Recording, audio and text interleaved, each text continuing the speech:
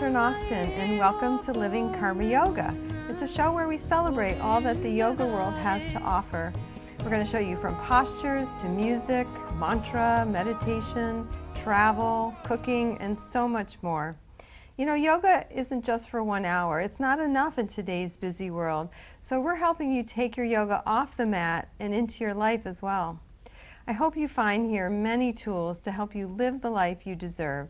And that's a life where you can literally vibrate love, joy, fulfillment, and abundance in all forms.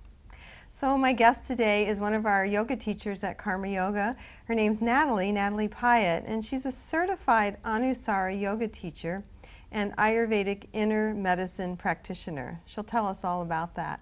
She uses yoga and Ayurvedic medicine to help students improve their health as a gateway to higher consciousness.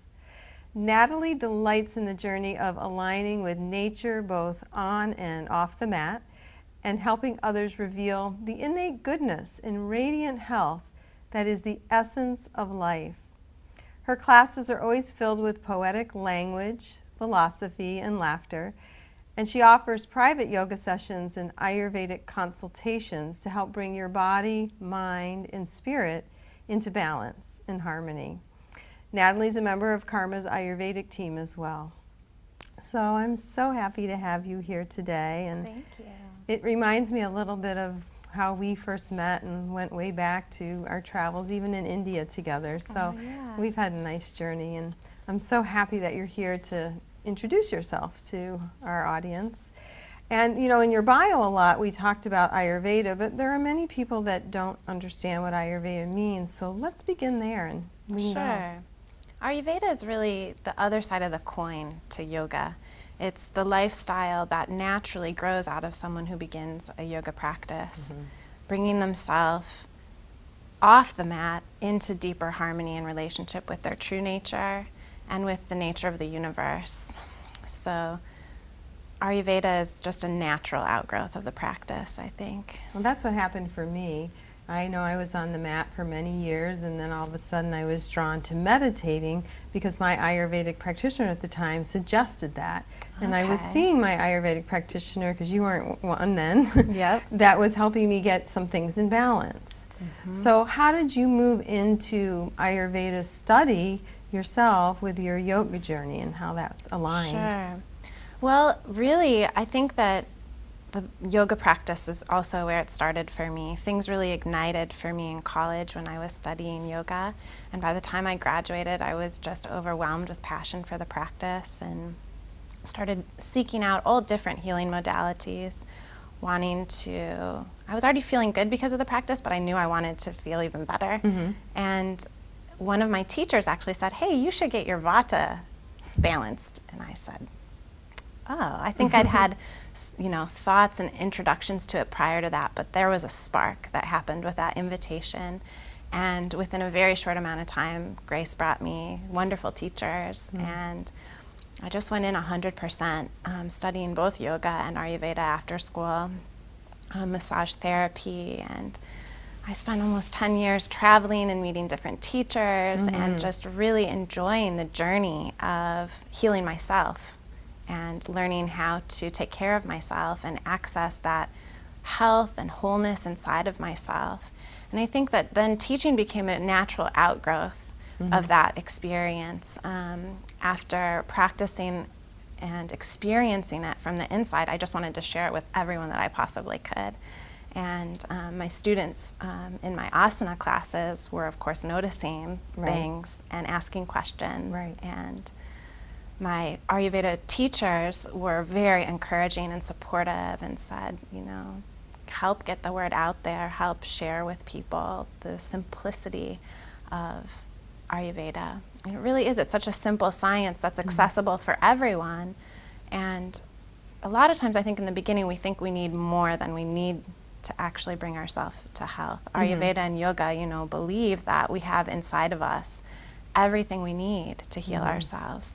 So in many ways, it's a practice of remembering how to take care of ourselves and reawakening cosmic intelligence so that you can start to deeply nourish yourself from the inside out.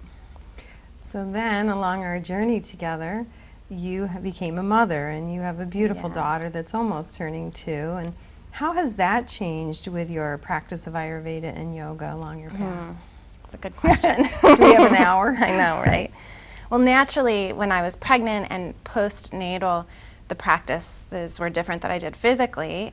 The foods and choices that I made in the routine of my day, and definitely in the context of the season and the rhythm of the year, were important decisions that Ayurveda and yoga informed. But now, as Penelope is a little bit older, and I think about the biggest shift that's happened is really I have had to get so structured around my practice, and I have to schedule, like, oh, what time am I doing my personal practices? And then also, what time have I created to do all the meal planning so that my family is nourished in the ways that I want to? Those would probably be some of the deepest ways that it's impacted my lifestyle now. It's just that the practice now takes a huge structural form in the life. My husband's really supportive to that, which I'm grateful for. And so, you know, we were talking earlier about the reason we even have this show is to show people what we do at Karma all the time is we teach our students and we support them about living their yoga off the mat. So how would you talk about Ayurveda in that terms of self-care and how much it teaches us that? Yeah, I think that that's the heart of Ayurveda, is really remembering. I think so often we approach a healing modality or a yoga practice and we think, oh, that would be great for my sister, or I'll learn it for my kids. But yoga and Ayurveda really say, actually begin by taking care of yourself. And so when I look at my daughter, what I have learned over practicing for the last many years now is that I just have to model it. I have to embody it. And the more I model and embody self-care through food, self-massage, meditation, hatha yoga practices, just reflective, quiet time in the home, creating that texture in our day with routine and with regularity so that she can see it and experience it, makes it so that she imbibes it within herself. Really starts from within. I can see it because she's such a different child. Like she's just this old yogi in this little body. She's so grounded and so calm. So you teach Spirit Baby, you teach some regular hatha yoga classes at Karma, and you see a lot of clients for Ayurvedic consultation, and you give great workshops which are always so full, the Ayurvedic workshops. So how have you woven it all into your yoga teaching and shared it with the students? Well, I think that a lot of it is really making what's unseen in my yoga journey seen. So sharing just a typical day, you know, just the simple things that we do, like sipping hot water or doing self-massage or choosing foods based on the weather. You know, they're really simple decisions, but creating a dialogue and creating an engaged conversation is at the heart of it for me. So now, over the years, it's become such an amazing thing to witness at Karma Yoga. We have such a thriving community, and people are so powerfully able to express and share their journey. And everyone knows it's a step-by-step process. It's not about being perfect in the process, but just about being engaged in the process. Mothering is about a relationship, and so sharing as much as I can my presence with my daughter, and then sharing that same presence with my students. We share it within ourselves first, and then we take it home from our yoga classes to our families. And sure enough, something shifts, something grows. I think it's a beautiful example that as you're teaching the Spirit Baby classes, that you're really modeling to these young moms that come in. There's another way actually to perhaps look at doing things, you know, not always what the mainstream does. And that you share those practices that you've had since a young woman. You came into yoga 18? Or? Yeah, 17 or 18. So that's wonderful. I didn't find yoga till my mid-30s, so you've got a lot of experience to share with the young moms. It's a wonderful, I feel so privileged to be with the moms and the babies, and super fun. And then about twice a year, do you give the cleanse workshops, or you do other workshops with the Ayurveda? Yeah, the last couple of years it's just been once a year because of having the baby and everything, but usually we set up a structure so that everyone can experience traditional cleansing in the spring and in the fall, which are the optimal times for cleansing. And it's not a harsh cleanse. Everyone's always surprised to find that out. It's really about deepening your connection to self-care practices and to nature's rhythms. I think they're the most nurturing and nourishing cleanses I've ever done. A lot of people eat more than they normally do and still lose weight. Right, so the typical cleanse thought out there is the depletion type, and that's what a lot of them are, but Ayurvedic cleanses are completely different. And I have found it to be, it teaches you actually a healthier way to eat, because once you've gone through the cleanse with you, you've lost your desire for some of these things that weren't good for you, and you're naturally gravitating to more whole foods and getting off of processed foods, and you make it so easy. And it was beautiful to watch how many people just shed the ama, or we call the toxin, or actually the extra weight, by just making these few shifts and then the easy cleanse that you had them follow. You know, that's great to hear. Really, the pre and post cleanse phases that we create are yogic lifestyles. So it's very easy after the cleanse to carry those routines into your daily life, which is really, that's kind of the goal. The cleanse never felt like a diet or anything like that. It actually was a beautiful transition into another way of just looking at food and eating differently, and it makes it so easy for many people to make that shift. Yeah, in today's culture, we just, for some reason, have allowed the self-care practices to erode a little bit. Right. Thank you so much for joining us. I loved having you on and sharing you with the beautiful community. So please check out Natalie's classes at www.karma-yoga.net. She has many on the schedule, and I know you'll enjoy them. She's an amazing teacher. Coming right up, stay tuned, we're going to have Bowen practitioner Reggie Townsend give us a little demonstration on what this healing technique is all about. It's really phenomenal, so stay tuned.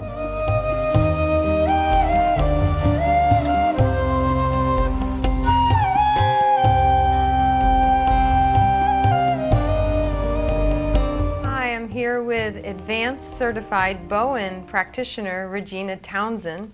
I interviewed her a few shows ago all about what she does, her work with Bowenwork, and I just wanted to bring her back on for a segment to show us how it really works and experience it and allow her to introduce this beautiful healing technique. So welcome. Thank you. Nice. Thank you for having me. Oh, you're welcome. I'm just going to pull back my hair a little bit so I can get on the table and she can begin to teach us all about this beautiful art. I'm going to stick this bolster underneath her ankles, underneath the blanket, so that take the pressure off her lower back and move her hair aside so that it is more comfortable for her and out of the way. Bowenwork is a technique that was originated in Australia, and it's been taught all over the world by the Bowenwork Academy of Australia. And it resets the body's innate mechanism for healing, which is really wonderful because everyone wants to feel better. Take a deep breath and exhale. The touch is very light and it comes through clothing, and it's one of those things, exhale. Then until you experience it, you probably don't understand what it's going to do for you. The work I do is very gentle, as you can see. Deep breath and exhale. And it's perfect for all kinds of physical, emotional, psychological, and spiritual disconnects that occur in the body based on trauma, injury, illness, and just living life. Big breath. After I execute a number of moves on the body, I stand back and out of the way in order for the messages from the move that I made or the technique to integrate within the body's natural desire to be whole and healed. It's amazing how much our bodies want us to feel good. Our mind wants us to feel good, but sometimes the two don't work in coordinated effort in order to allow us to feel that way. She's starting to feel some reactions probably, and this happens naturally within the system, almost like an echo, traveling through, finding the places where tension has built up, or achiness, or dis-ease in the body. I'm going to do a couple more places now.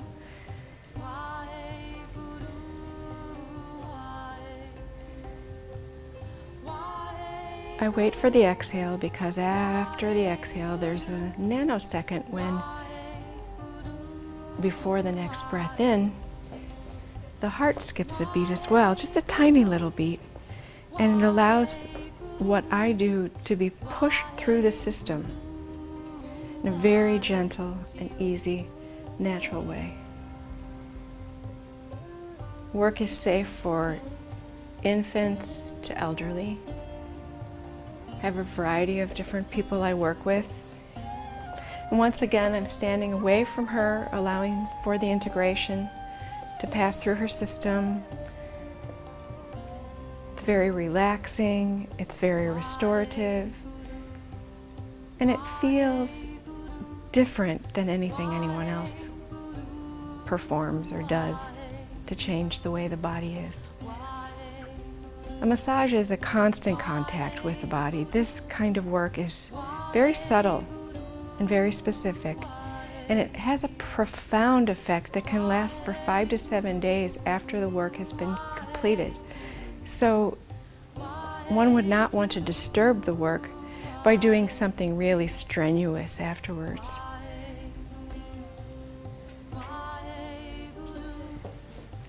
As I come back and forth from working on her, I have in the past worked on multiple people at the same time, because there is time between that can last usually between 120 seconds or 2 minutes to 30 minutes before I come back and do another little move. And I call them moves because I'm moving the energy through the system. It goes through the paths, the meridians, the areas of the body that run from the tips of your toes all the way up to your brain and out through your fingertips. It's a great thing to do if you are a yoga practitioner, because when you do yoga, you also are aware of your breathing, and you notice as things start to loosen and become more comfortable within your body after a yoga session, that there's an opening, an awareness, an increased sense of well-being and peace that is very similar to what one feels after a good Bowen session. Sometimes things are stirred up that have been locked within the muscle memory for a long, long time. And when those things come up, they could come up on the table, but they could also come up a day or 2 or 3 after the person leaves. This kind of reaction happens because within the system, certain things that we've forgotten about still remain. They remain locked in our tissues and our muscle memory, in the way we process information in our system. And that locking or that blocking that occurs when it's stuck there can be something that you can't quite put your finger on, but makes you feel sad all the time, or makes you feel like you just don't have the energy you used to have when you were younger, or just sort of a sense of discomfort and dis-ease. That's why it's really important to have more than one session, because the first session is kind of the curiosity session, the session where I don't know how the person is going to react, and the person doesn't really know what's going to happen for them until maybe up to a week after the session. And when they return and come back for a second session, those things are clarified, and a variety of different things can be done to increase the benefits of the work. Sometimes people come in for one thing, and after 1 or 2 sessions they find that there's something else going on with them, and that they weren't aware of it. They were suppressing that, and that can bubble up to the surface like bubbles in a glass of fizzy water, and as they come to the surface they disappear. They're no longer relevant. They no longer are part of the system. We grow our hair, we grow our fingernails, and we grow our bones and our blood and our skin cells and all the rest of ourselves over and over again throughout the course of our life. We reproduce ourselves. During that time, we're in the parasympathetic, the time when we're sleeping or in deep meditation or even on a Bowen table having Bowen. Rest of the time we're in fight or flight or the sympathetic autonomic nervous system, and that's not when our body reproduces. That's not when we feel better after being injured. That's why a lot of the time after some surgery or an illness that happens, a person needs to spend a lot of time resting to recover. That rest is integral in order to allow the body's own natural mechanisms to kick in and heal. This kind of work will allow that to happen for a person in a way that they can't necessarily do on their own. It works in conjunction with any other kind of medical treatment that is being given, but it sometimes allows prevention of another kind of medicine for being necessary, because you don't need the pain medicine or you don't need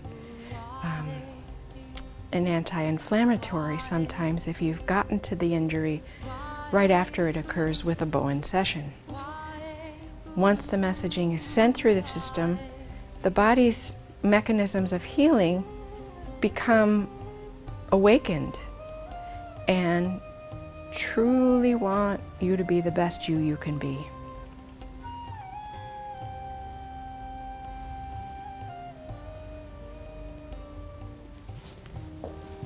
And walking away again for a little bit of time to allow for integration. Normally I'd walk away from every move or almost every move for 2 minutes minimum.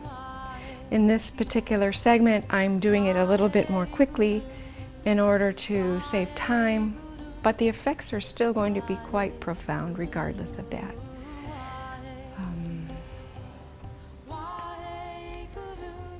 When you watch for the changes that occur in the person, sometimes they'll adjust the way they're lying, or their feet will move, or their hands will move. A sense of tingling or pulsing, even almost a tickle runs through the body. And an awareness of that becomes keener and sharper within the system.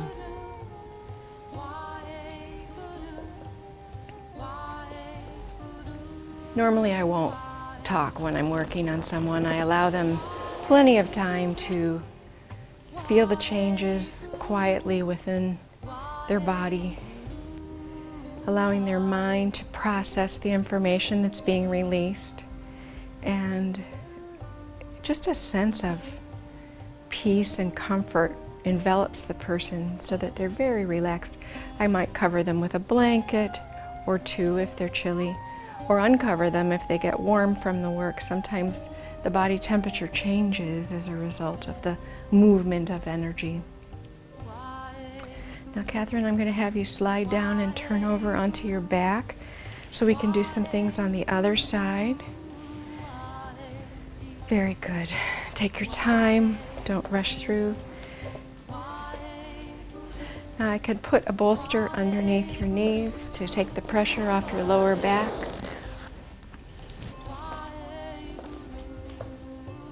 I always start my work from the left side of the body if at all possible. The left side is the side where we receive things in most cases, and the right side is the side where things are given off in most cases. So I want the messages to come through first on the side that receives, and then push through to the side that gives off. Now what we've done so far is basic 1 and basic 2. I know quite a few other ways to address different conditions of the body by doing different kinds of things, but we're just doing the basics today, except for maybe 1 or 2 other things that I'm going to throw in. I noticed that there's some tension in her jaw, so we might release that today. But first thing we're going to do is release her neck, which is the 3rd basic element of the work. It's amazing how much tension people hold in their neck as they hold up their head all day long.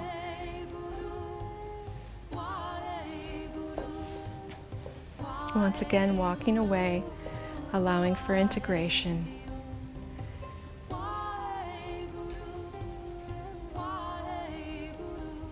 Her breathing has changed its rate from the natural way she was breathing when she first laid on the table to a deeper, more peaceful breath.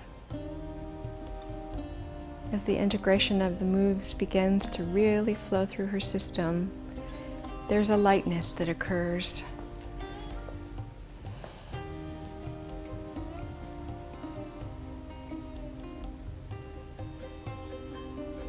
Releasing the last couple moves on her neck.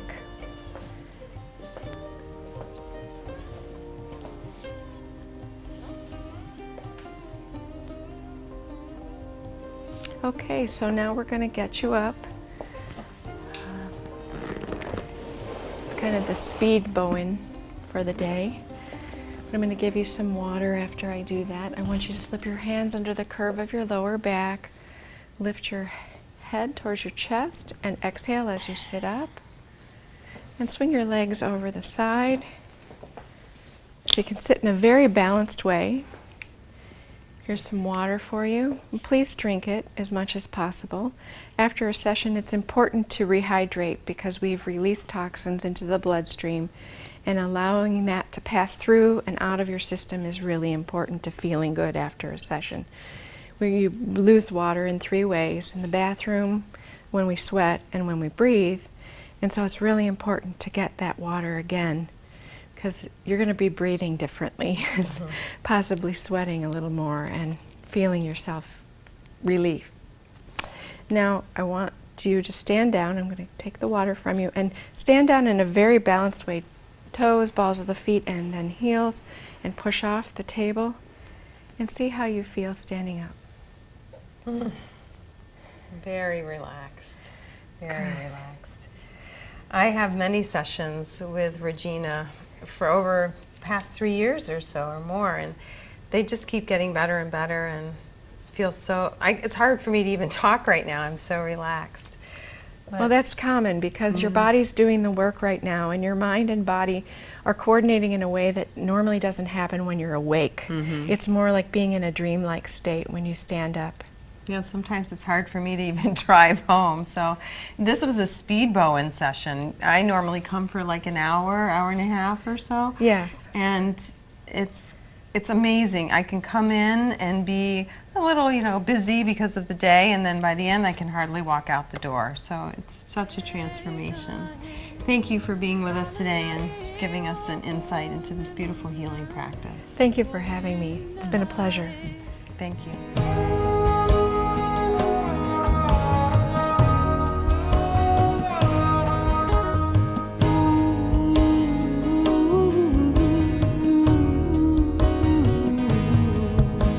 Side by side.